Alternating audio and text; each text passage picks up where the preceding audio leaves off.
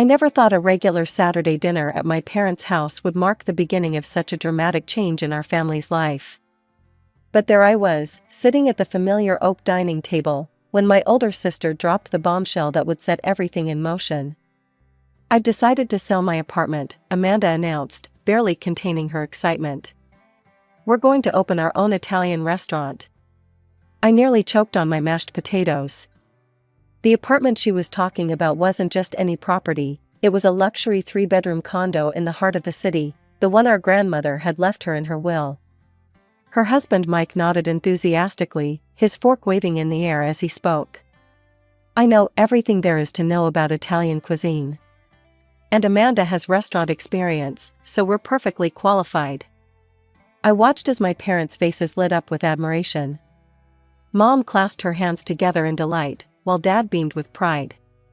"That's such a wonderful idea, honey," Mom exclaimed. "You've always had such a good head for business." But something didn't sit right with me. Call me boring, and trust me, I've been called worse, but being a financial manager means I can't help but think about the practical side of things. "Have you actually calculated all the risks?" I asked, trying to keep my voice neutral. "Maybe it would be better to take out a business loan instead of selling your only property?" Amanda rolled her eyes. "Here we go again. Classic Nellie, always overthinking everything. Do you at least have a business plan?" I pressed on, glancing at her kids, 5-year-old Tommy and 2-year-old Lisa, who were playing with their toys in the living room. "You have 2 small children to think about. If things don't work out, buying another apartment won't be easy." "Oh, please," Amanda scoffed. "You don't understand anything about business opportunities. In today's economy, you have to take risks to get ahead. You can't just sit around waiting for success to fall into your lap." "But your restaurant experience," I started, remembering how she'd only worked as an administrator for a few months before Tommy was born. "It was pretty brief, wasn't it?" "God, you're so boring." Amanda threw her hands up in exasperation. "This is exactly why you're still single, Nellie. You never take any chances." I sat there, pushing the remains of my dinner around my plate, listening to them spin their fantasy of success. Not once did they mention the possibility of failure, of things going wrong. Not once did they consider what would happen if their dream restaurant didn't work out. An hour later, I pulled into the driveway of my small house, Grand's house really, though she'd been gone for 3 years now. As I unlocked the front door, my mind wandered back to her final days and how she'd divided her property between my sister and me. Amanda had practically camped out at Grand's hospital bed, going on and on about how perfect the luxury apartment would be for her future family. I remember Gran looking at me apologetically as she explained her decision to leave me the house instead. "You've always been practical, just like me," she'd said, squeezing my hand with what little strength she had left. "This house isn't fancy, but it's paid for and full of love. You'll appreciate its value more than anyone else could." Sitting in my cozy living room now, surrounded by Gran's old furniture that I couldn't bear to replace, I couldn't help but think about how history kept repeating itself with Amanda. The memory of her childhood tantrums came flooding back, the time she screamed for 2 hours straight because Mom bought her the wrong color bicycle, or when she threw herself on the floor of the mall because Dad wouldn't buy her a second pair of designer jeans. There was also that memorable Christmas when she refused to speak to anyone for 3 days because she got the previous year's iPhone model instead of the latest one. Our parents had nod along to whatever scheme she cooked up, praising her creativity and ambition while dismissing my concerns as negativity. Even when she dropped out of college because classes were boring and she wanted to find herself, they supported her decision wholeheartedly. I made myself a cup of tea in Gran's old porcelain cup, trying to push these thoughts aside. I had my own life to focus on, my job at Henderson Financial was demanding but rewarding, and I had a major project presentation coming up that could lead to a promotion. Our team was working on restructuring a client's investment portfolio, and I needed to be sharp. Amanda's restaurant dreams weren't my problem, and dwelling on them wouldn't change anything. But exactly 1 month later, my phone rang during my lunch break, just as I was reviewing the final numbers for my presentation. Mom's name flashed on the screen, and I felt a strange sense of foreboding. Nellie, you won't believe it, she practically squealed, her voice high with excitement. They did it. They sold the apartment and found the perfect location for the restaurant. It's right on Madison Street, you know, where all those trendy places are. Mike is already working on the menu. He's got such wonderful ideas, fusion Italian cuisine, can you imagine? And Amanda, oh, you should see her Instagram posts about the restaurant. She's going to be such a successful businesswoman. She's already got over 1,000 followers for the restaurant page. I gripped my phone tighter, feeling my knuckles turn white. Where are they living now? They found a nice rental, Mom replied breezily, as if they hadn't just sold their only real estate asset. I'm watching Tommy and Lisa while they get everything set up. It's so exciting. They're talking about having a big grand opening party next month. I stared at the financial report on my desk, thinking about the massive risk my sister had just taken. The statistics about restaurant failures in their first year flashed through my mind. I'd looked them up after that dinner, and they weren't pretty. 2 months passed in a blur of work deadlines and quiet evenings at home before I received Amanda's message. The invitation popped up on my Instagram feed, an elaborate digital card with gold lettering announcing the grand opening of Bella Italia. I had to admit, it looked professional. When I arrived at the address on Madison Street that Saturday evening, I was actually impressed. The storefront had been transformed with elegant lighting and window boxes full of fresh herbs. Inside, the decor was warm and inviting, exposed brick walls, dark wood tables, and strings of twinkling lights crisscrossing the ceiling. Nellie, you came. Amanda rushed over in a designer dress that probably cost more than a month's worth of rent. She air-kissed my cheeks, champagne glass wobbling in her hand. The place was packed with familiar faces, cousins, aunts, uncles, old family friends, and Mike's entire extended family. Mom and Dad were holding court near the bar, Dad's voice carrying across the room as he gestured enthusiastically. Just wait and see, I overheard him telling Uncle Jim. Amanda's going to be the next big name in the restaurant business. She's got that entrepreneurial spirit, you know? Not like Nellie, she'll probably work for other people until she retires. Mom nodded along. Some people are just born leaders, and others, well, they're more comfortable following. I pretended not to hear them as I made my way to the appetizer table. Their words didn't sting as much as they might have once. I'd long ago accepted that I'd never be the daughter they bragged about at family gatherings. Congratulations, I told Amanda sincerely, raising my glass. The place looks beautiful. I hope it's a huge success.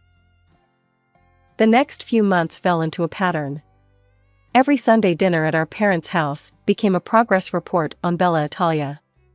Amanda would sweep in, sometimes with the kids and Mike, sometimes just with Tommy and Lisa in tow, and dominate the conversation with tales of her budding restaurant empire. That's our girl, Dad would beam. Always knew she had it in her to be a successful entrepreneur. It's in her blood. Mom would inevitably chime in with, not everyone has that drive, shooting meaningful glances my way. Amanda would smirk at me across the table, that same superior look she'd had since we were kids, and she'd gotten her way yet again. But one evening, when the conversation turned to actual numbers, I couldn't help myself. How's the revenue looking? I asked, keeping my tone casual. Are you hitting your projected targets? Amanda's smile faltered for a split second. Oh, you know how it is with new restaurants, she said, waving her hand dismissively. We're still building our customer base. But we'll be self-sufficient any day now, and then the profits will really start rolling in. Something in her voice made me think of a time in high school when she'd insisted everything was fine with her grades, right up until she failed 3 classes. But I kept that thought to myself and just nodded, taking another bite of Mom's pot roast. The spring evening started like any other Sunday dinner, with Mom's cooking filling the house with familiar aromas and Dad telling his same old jokes. Then Amanda cleared her throat and grabbed Mike's hand. We have some news, she announced, beaming. I'm pregnant. Baby number 3 is on the way. Mom burst into tears of joy, Dad started talking about another grandchild to spoil, and Mike sat there grinning like he'd just won the lottery. Tommy and Lisa jumped around the table, chanting, "Baby, baby." I set down my fork, choosing my words carefully. "Are you sure this is the best timing? With the restaurant still getting established and everything?" The room went silent. "You'd think I'd just suggested selling Tommy and Lisa to the circus." "Nellie," Mom's voice could have cut glass. "How dare you? A baby is always a blessing." Besides, she added with that particular tone she reserved for discussing my personal life, "You'd understand if you had any children of your own. Or a husband. You're 30 now, you know. Not getting any younger." 8 months later, little Emily joined the family. She was beautiful, with Amanda's blue eyes and Mike's dark hair. But while everyone was cooing over the new addition, I couldn't help but notice the strain showing around my sister's eyes, the way Mike kept checking his phone with an increasingly worried expression. The truth finally came out 3 months after Emily's birth, during another family dinner. Amanda looked exhausted, dark circles under her eyes visible despite her makeup, while Mike had traded his usual confident swagger for nervous fidgeting. "We're having some challenges at the restaurant," Amanda admitted, pushing her food around her plate. The word seemed to physically pain her. "The staff turnover is killing us. We've gone through 6 different head chefs because Mike keeps wanting to innovate with the menu." She took a shaky breath. "We've had to take out a business loan just to keep things running. The numbers they're not what we projected." I sat there in silence, remembering all my questions about their business plan from that first dinner. The loan they should have taken instead of selling the apartment. The risks I'd warned them about. But I didn't say any of it. The next 6 months were like watching a slow-motion car crash. Every week brought new problems at Bella Italia. First, the lunch crowd dwindled to nothing. Then the evening reservations started to dry up. The restaurant's Instagram page, once full of beautifully plated dishes and smiling customers, went quiet. The last post was a sad 2-for-1 Tuesday promotion that got 3 likes. I heard most of it through Mom's daily phone calls to update me on the situation. How they had to let go of half the staff. How they started closing on Mondays to cut costs. How Mike got into a shouting match with their last remaining chef over putting sushi rolls on their Italian menu. "They're just having a rough patch," Mom would insist. "Every new business goes through this." But it wasn't just a rough patch. By spring, the writing was on the wall in bright, neon letters. The restaurant's debts had piled up like autumn leaves: unpaid suppliers, late rent, mounting tax bills. The final blow came when their main investor pulled out, leaving them with no choice but to sell Bella Italia for a fraction of what they'd invested. The sale barely covered their business debts. They still owed the bank nearly $200,000 from the loan they'd taken out. Amanda, Mike, and their 3 kids, Tommy now 8, Lisa 5, and little Emily just turning 1, were left with nothing. No home, no income, and a mountain of debt. I almost skipped the next Saturday dinner. Something in Mom's voice when she called to remind me about it set off warning bells. But I went anyway, pulling up to their house just as the spring sun was setting. The atmosphere hit me the moment I walked in. Mom and Dad sat ramrod straight in their usual chairs. Amanda and Mike were there too, the kids playing quietly in the corner, unusually subdued for them. Emily was asleep in her carrier, while Tommy and Lisa seemed to sense the tension in the room, focusing intently on their tablets. I hadn't even settled properly into my chair when Dad cleared his throat. "Nellie, we've made a decision." The way he said "we" made my stomach clench. "Your sister and her family need a place to stay," Mom jumped in. "You have that big house all to yourself." I felt like I'd walked into an ambush. "What?" "We need to move in with you," Amanda stated, as if she was telling me the weather forecast. "Temporarily, of course." My mouth went dry. How long is temporarily?" Amanda shrugged, examining her perfectly manicured nails, probably her last professional manicure for a while, I thought hysterically. "Hard to say. I can't work, obviously. Not with 3 small children to take care of. And Mike needs time to find the right position. I'm not going to flip burgers somewhere, Mike interjected, puffing up his chest. I was a business owner. I need something at an executive level. So we'll need to stay with you for a few years, Amanda continued, as if discussing borrowing a cup of sugar. It's not like you're using all that space anyway. And let's be honest, Nellie, you're not getting any younger. The chances of you getting married and having kids are getting pretty slim. You're already 30, and you spend all your time working. I sat there, stunned into silence by my sister's breathtaking arrogance. The casual cruelty of her words hung in the air like poison, made worse by our parents' nodding heads.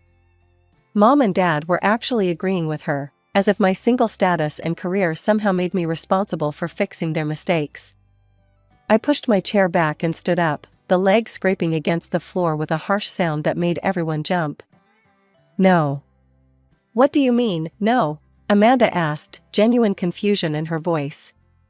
The concept of me refusing her anything was apparently foreign to her. I mean no. You're not moving into my house. My voice was steady, calmer than I felt. Not for a few years, not for a few months, not at all. The silence that followed was deafening. I could actually hear the tick of Mom's ancient kitchen clock, marking the seconds.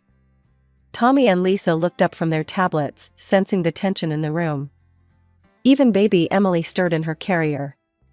Then the explosion came. How dare you? Mom shrieked, her face turning red. They're your family. Your own flesh and blood. You selfish, heartless witch. Amanda joined in, tears already starting to flow. My children will be homeless because of you. Dad slammed his hand on the table, making the dishes rattle. I never thought I raised such a cruel, uncaring daughter. These are your nephews and niece we're talking about. You've always been jealous of your sister, Mike added, wrapping an arm around my sobbing sister. You're probably happy we failed. I let them rant, watching as they worked themselves into a righteous fury. The accusations flew thick and fast. I was heartless, cruel, selfish, bitter, jealous. A terrible aunt. A disappointment as a daughter. A failure as a woman. When they finally ran out of steam, I spoke, my voice still perfectly calm. You know who could take them in? You could, Mom and Dad. Since you supported their brilliant business plan so enthusiastically. Since you cheered them on when they sold their only home. Since you told them what a wonderful idea it all was. Mom's mouth opened and closed like a fish out of water. Dad started to sputter something about their house being too small, but I cut him off. I warned you all, I continued, reaching for my coat. I warned you about selling the apartment. I warned you about starting a business without a proper plan. I warned you about the risks. Not one of you listened. Not one of you even considered that I might know what I was talking about. And now that everything I predicted has come true, you expect me to clean up your mess? I buttoned my coat with steady hands. You made your decisions. All of you. You chose not to listen to reason. You chose to ignore every warning sign. You chose to risk everything on a dream with no foundation. And now you're facing the consequences of those choices. I walked out into the cool evening air, closing the door on their protests. As I got into my car, I could still hear them shouting through the windows, their voices a chorus of outrage and disbelief. The harassment started within hours of me leaving my parents' house. First came the guilt trip texts from Mom, how can you sleep at night knowing your nieces and nephew might end up homeless? Then Dad's angry voicemails about family duty and responsibility. Amanda alternated between tearful pleas and vicious attacks, while Mike sent long, rambling messages about how I was destroying his children's future. I blocked their numbers after the first week, but they just switched to email. Then social media. Then they started having other family members contact me. Aunt Susan called to tell me I was breaking my mother's heart. Cousin Rachel sent me a 5-paragraph Facebook message about how karma would get me. Uncle Jim cornered me outside my office to lecture me about family values. I weathered it all, focusing on my work and the peace of my home. But I wasn't naive. I knew my family well enough to know they wouldn't just accept my refusal. That's why I'd called a locksmith the very next day after that disastrous dinner. The locks were changed, a security system was installed, and cameras were placed at strategic points around the house. Smart thinking, as it turned out. I was driving home from work one Wednesday evening when I saw them. Amanda, Mike, and the kids were camped out on my front porch, surrounded by suitcases and boxes. Tommy was sitting on a large duffel bag, looking bored. Lisa was crying, and Emily was fussy in her carrier. Mike was jiggling my doorknob with what I assumed was my mother's spare key. I pulled into my driveway and got out of my car, unable to suppress a laugh at the scene before me. They all turned at the sound. "Something funny?" Mike snarled, still trying to force the key into the lock. "Actually, yes," I replied, leaning against my car. "Did you really think I wouldn't change the locks after that dinner?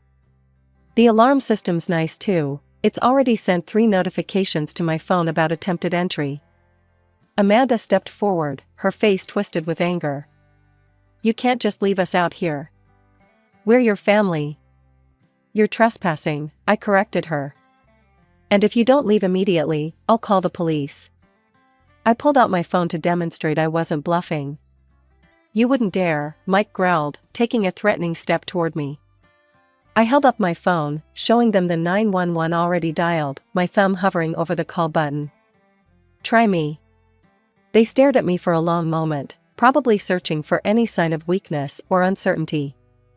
They found none. Finally, Amanda burst into tears, real ones this time, not her usual performance, and started gathering up their things. Mike helped her, muttering threats under his breath. The kids just looked confused and tired. The next morning, I called in sick to work for the first time in 3 years. I spent the day visiting rental properties in decent neighborhoods, finally finding a clean, spacious 3-bedroom apartment in a good school district. The landlord was understandably hesitant about renting to a family with 3 young kids, but the 6 months' rent I paid in advance, nearly $20,000 from my savings, helped change his mind. The next morning, I drove to my parents' house, the apartment keys feeling heavy in my pocket. It was early, but I knew they'd all be there. They always gathered for Saturday breakfast, a tradition that used to include me too. The room fell silent when I walked in. Mom nearly dropped the pancake plate, and Dad's newspaper crinkled as his hands tightened on it. "Here," I said, placing the keys and a folder on the table. "It's a 3-bedroom apartment on Cedar Street. Good neighborhood, walking distance to the elementary school. I paid 6 months' rent in advance." Amanda stared at the keys like they might bite her. Mike didn't even look up from his phone. "The lease starts today," I continued, my voice steady. "I've already talked to the landlord. He knows you have 3 kids. There's a playground in the complex, and the building has a laundry room on each floor." I turned to Mike specifically. "You have 6 months to find a job, any job. Pride doesn't pay bills or feed children. When the lease ends, you'll need to either renew it yourselves or find another place. This is the only help I'm offering." Nobody spoke. Tommy and Lisa had stopped fighting over the syrup and were watching with wide eyes. Even Emily seemed to sense the tension, her tiny hand paused midway to her mouth with a piece of pancake. "That's it?" Amanda finally asked, her voice bitter. "You think throwing money at us makes up for turning your back on family?" I looked at my sister, really looked at her. The entitled teenager who always got her way had grown into an entitled adult who never learned to face consequences. "No," I replied calmly. "The money doesn't make up for anything. It's just the right thing to do. What happens next is up to you." Mom started to say something, probably another lecture about family duty, but I held up my hand. "I'm done. I helped because those kids deserve a stable home, but I'm not enabling this behavior anymore. You all made your choices. Now you have to live with them." I left without waiting for a response. As I drove home, I caught myself smiling, not because I was happy about the situation, but because for the first time in my life, I felt truly free of their expectations and manipulation. 3 months have passed since then. According to Aunt Susan, who still talks to me, albeit disapprovingly, Amanda and her family are living in the apartment I rented. Mike still hasn't found a job. Apparently, being a former restaurant owner makes him too good for regular work. Amanda spends most of her time complaining on social media about how hard her life is. Mom and Dad continue to enable them, watching the kids and bringing them groceries. I haven't spoken to any of them since that morning. I've started taking evening classes in investment management, something I'd always wanted to do but never had the emotional energy for before. Last week, I got a promotion at work, senior financial manager with my own team,